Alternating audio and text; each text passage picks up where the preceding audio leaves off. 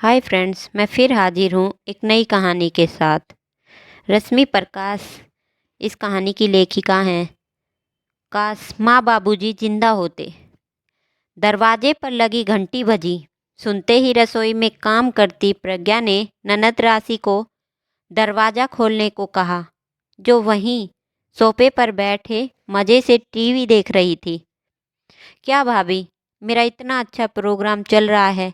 और भुनभुनाती हुई राशि दरवाज़ा खोलकर आश्चर्य से खड़ी हो गई।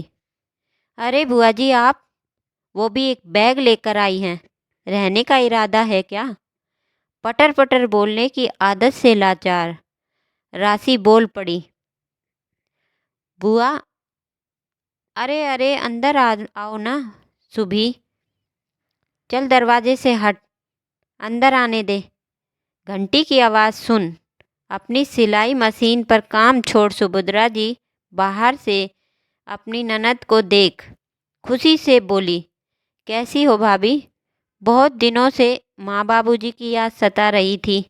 सोचा आपसे मिलाऊं तो मायके की महक मिल जाएगी।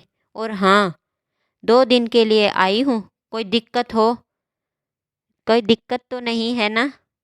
सुबी बुआ ने पूछा। ना सुबी, कैसी बात करती है? तेरे आने से मुझे क्या दिक्कत हो सकती है? बेटा जा, बुआ के लिए शरबत तो लेकर आ। सुभद्रा जी राशि से बोली। हाँ रे, हाँ री राशि, तनिक बर्फ ज़्यादा डाल देना रे। ये जून का महीना, जेठ की गर्मी देह सुलझा दिया हमार। सुबी बुआ ने बड़े रोब से कहा। राशि रसोई में जाने लगी तो प्रज्ञा पहले ही बना कर रखी शरबत गिलास में डालकर ला ही रही थी। प्रणाम बुआ जी, कैसी हैं? शालीन स्वभाव की प्रज्ञा ने पूछा।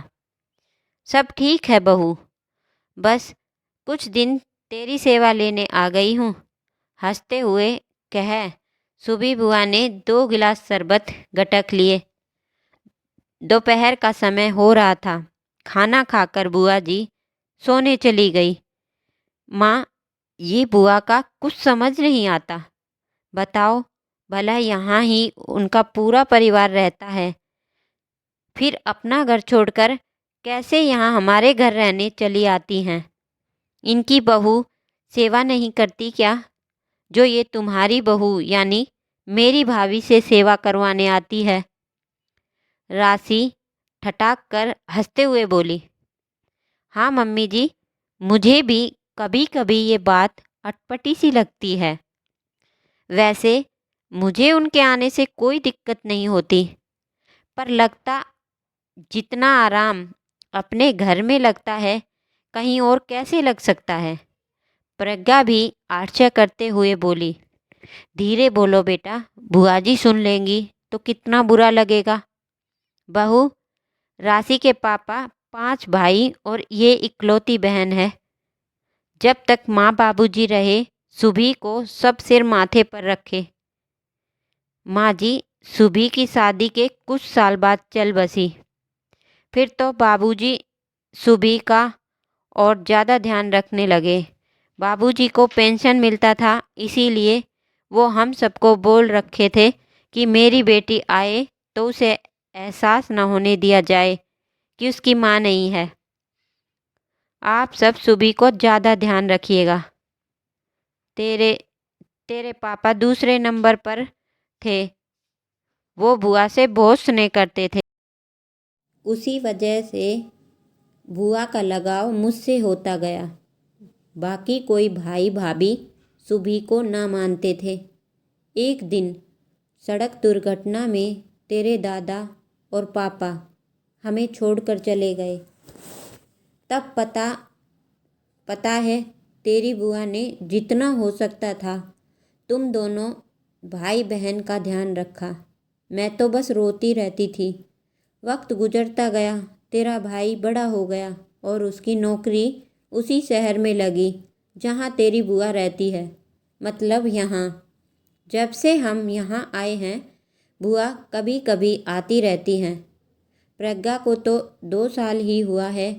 पर राशि, तू बुआ से ऐसे कैसे बोल गई बेटा?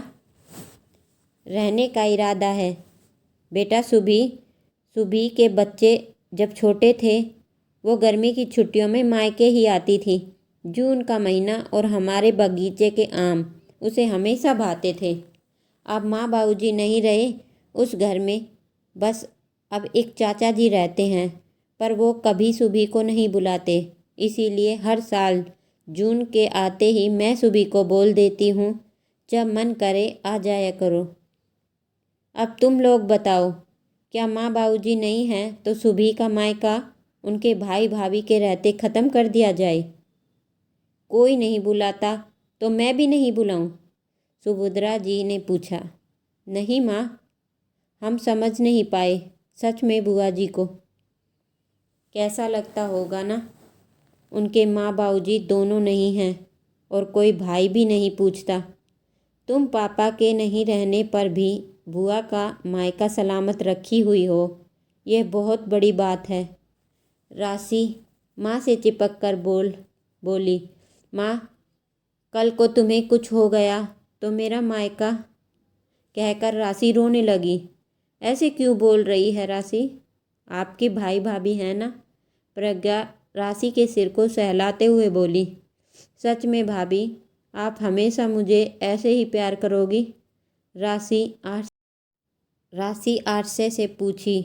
क्या अनाप शनाप बोल रही है राशि? इतना नहीं सोचते। बस ध्यान रखना, कोई ऐसी बात अब मत करना जो बुआ को बुरा लग जाए। सुभद्रा जी बात को वहीं ख़त्म करते हुए बोली।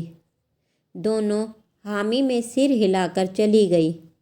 सुभद्रा जी फिर से लग गई सिलाई मशीन में अपने ननद के लिए कसीदाकारी वाले चादर तकिए की सिलाई करने।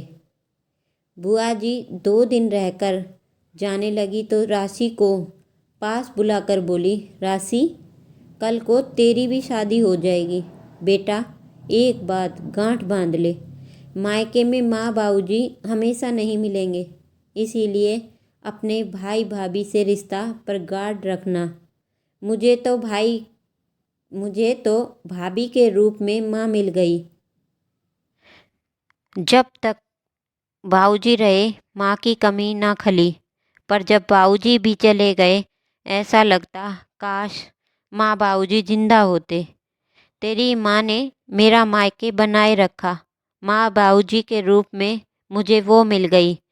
कल को तेरा मायका तेरे भाई भाभी से रहेगा। बस इस बात का ध्यान रख, अभी से रिश्ते को सुधारती रहना। आज की कहानी यहीं समाप्त होती है। मिलते हैं अगली नई कहानी के साथ। अगर कहानी अच्छी लगी हो तो हमें